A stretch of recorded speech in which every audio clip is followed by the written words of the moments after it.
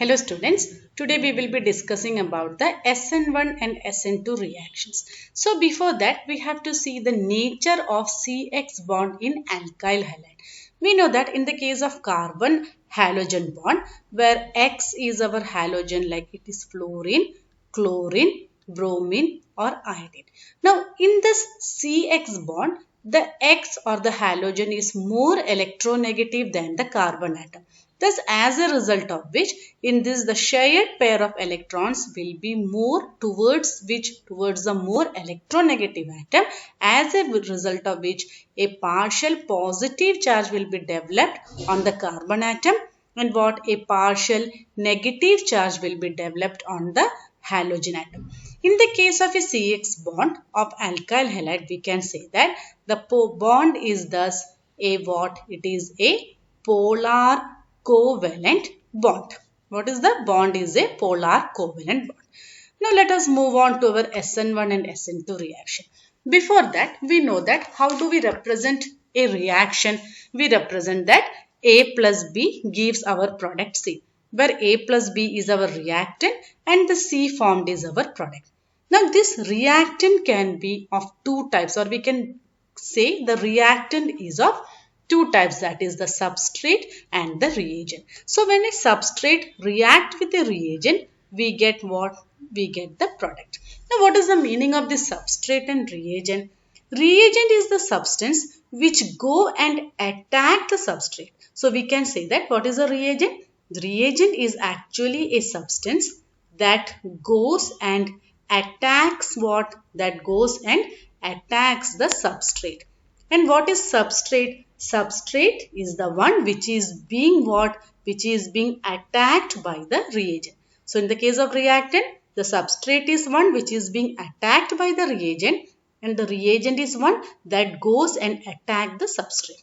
Again, the reagent can be of two types. One is electrophile and another is nucleophile. So the substance that goes and attack the substrate is of two types, that is the electrophile and nucleophile.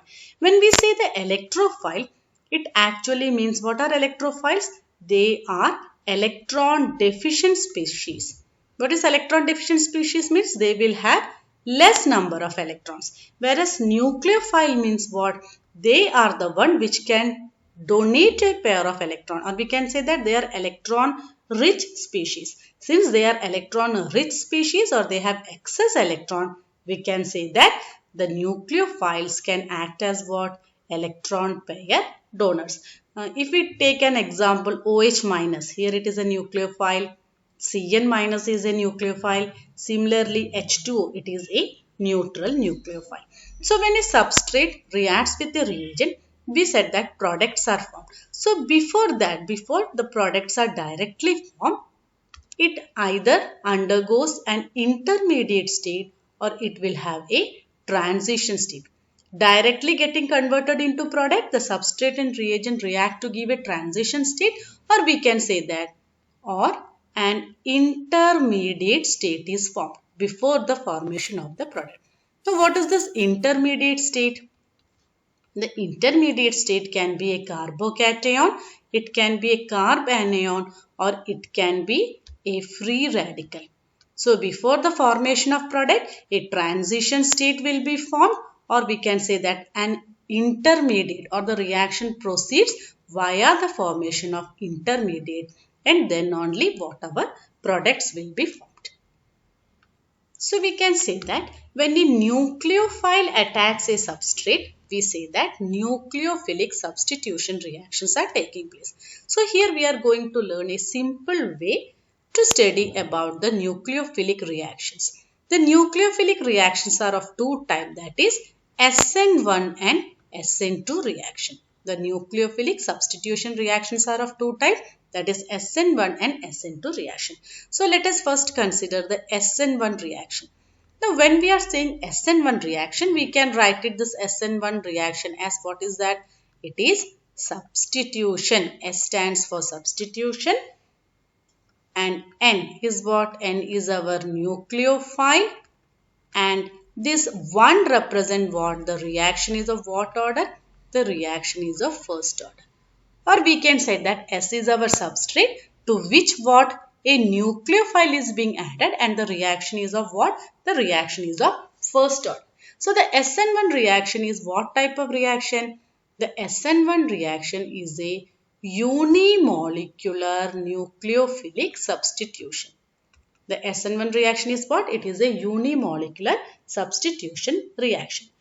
So let us take here, we are taking an alkyl halide.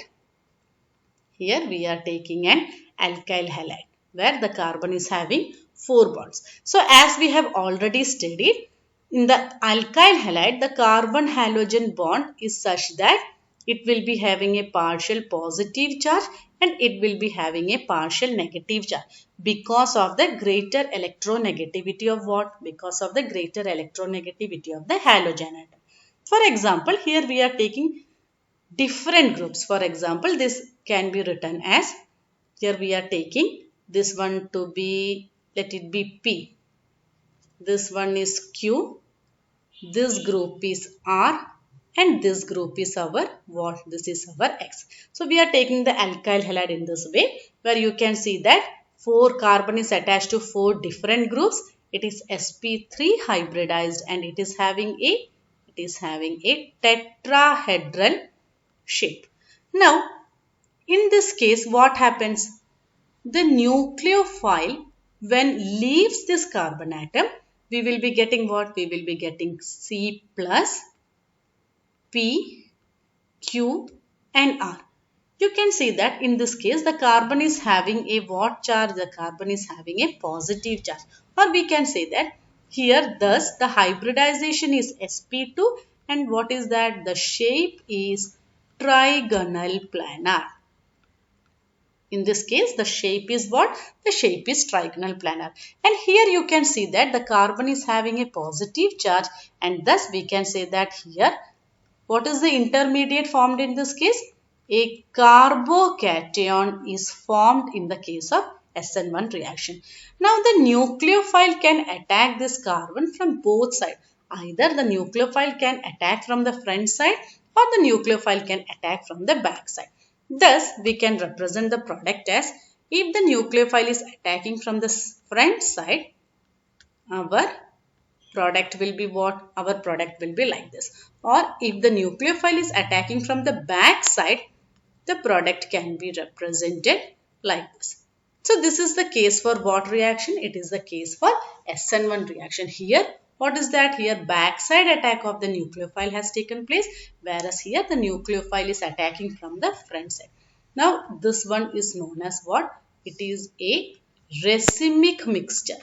We can say that in the case of an SN1 reaction, a racemic mixture is formed. Now why we are saying that a racemic mixture is formed? Because if we pass the plane polarized light, one will rotate the plane polarized light towards the right and another will rotate it towards the left. As a result of which they will cancel out each other and they will be optically inactive. Such compounds are thus called as what? They are called as racemic mixture. Now in the case of SN1 reactions, we have said that it is what? It is a unimolecular reaction.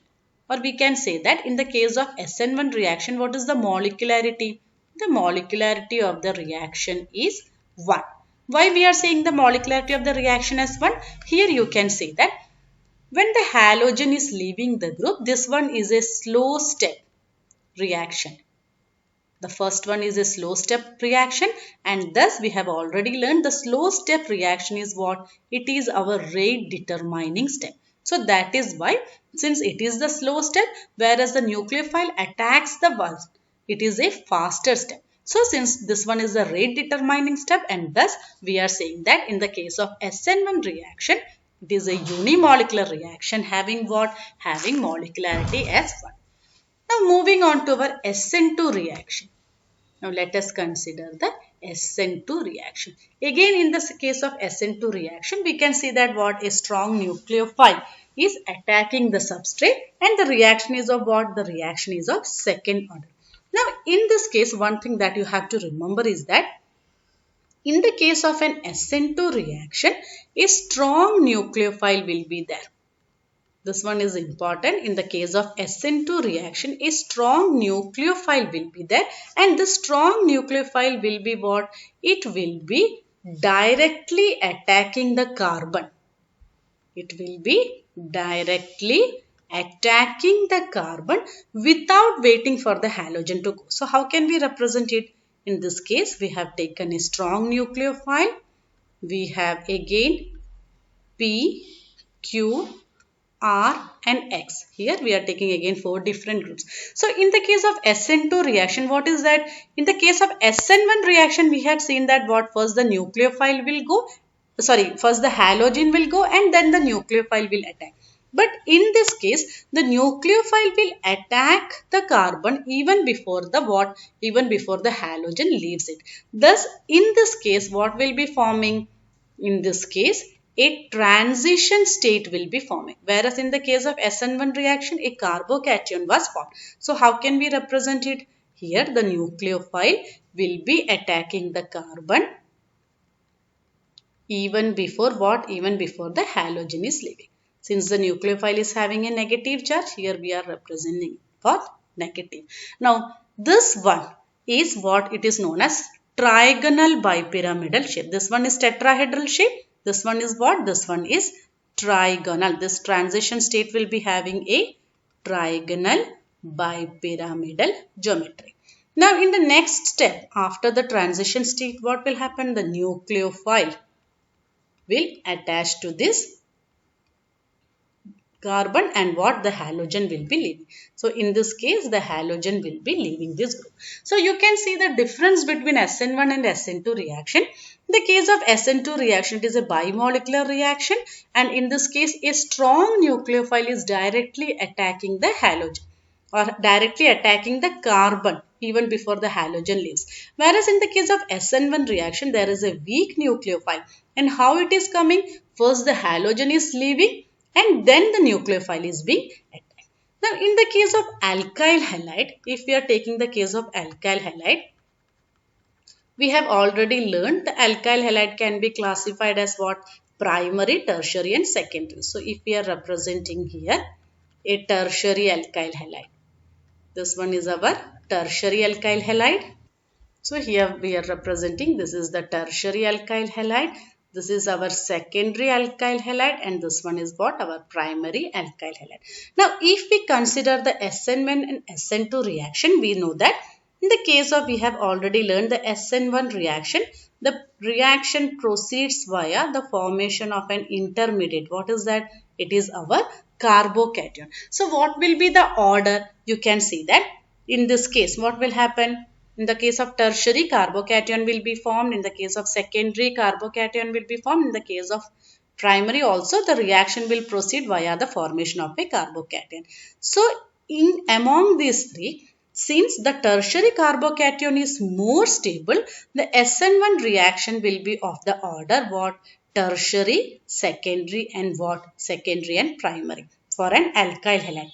Again, this will be reversed in the case of SN2 reaction. Why? Because we know that in the case of an SN2 reaction, the nucleophile attacks from what? Attacks from the back side.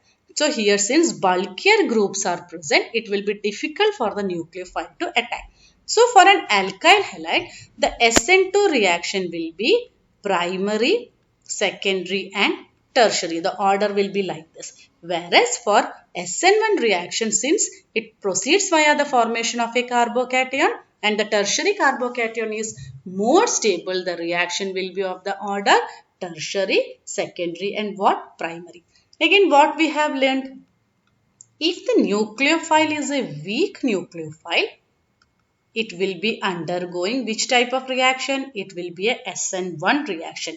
Whereas in the case of a strong nucleophile, the reaction will be of what type? The reaction will be of SN2 type. So for a strong nucleophile, SN2 reactions will be there, and for a weak nucleophile, SN1 reactions will be there. Again, SN1 and SN2 reactions also depends upon the nature of solvent that we are using. Nature of solvent used. Now, when we are saying the nature of solvent, let us first see what are the types of solvent. Now the solvents can be of two types. The solvent can be polar solvent and the solvents can be non-polar solvent. For example, if we are taking the case here, you can here see that what is that? The carbon-carbon bond is non-polar. It will be a non-polar solvent. Hexene, it is a non-polar solvent. Similarly, cyclohexane is a non-polar solvent. Similarly, benzene. These are all coming under the category of non-polar solvent. Now, when we are saying polar solvent, the polar solvent can be again classified as polar protic solvents and again aprotic solvents. Polar protic solvents and polar aprotic solvents. Now, what are these polar protic solvent? The solvents which gives what? Which gives H plus ions. For example, H2O, acetic acid. In all this case, we will be getting H plus ions. And when we are saying polar aprotic solvents, what will be there? It will not be giving H plus ions. Now coming to the case of SN1 and SN2 reaction, we can say that the polar protic solvents, that is the solvents like H2O, acetic acid, all this, again alcohols, they are also coming under the category of polar protic solvent where H plus ion is liberated. H2O, similarly acetic acid, all this undergo SN1 reaction. So if in a reaction, for example, if in a reaction the solvent given here is a polar protic solvent, then we have to remember it will be going what? It will be undergoing SN1 reaction.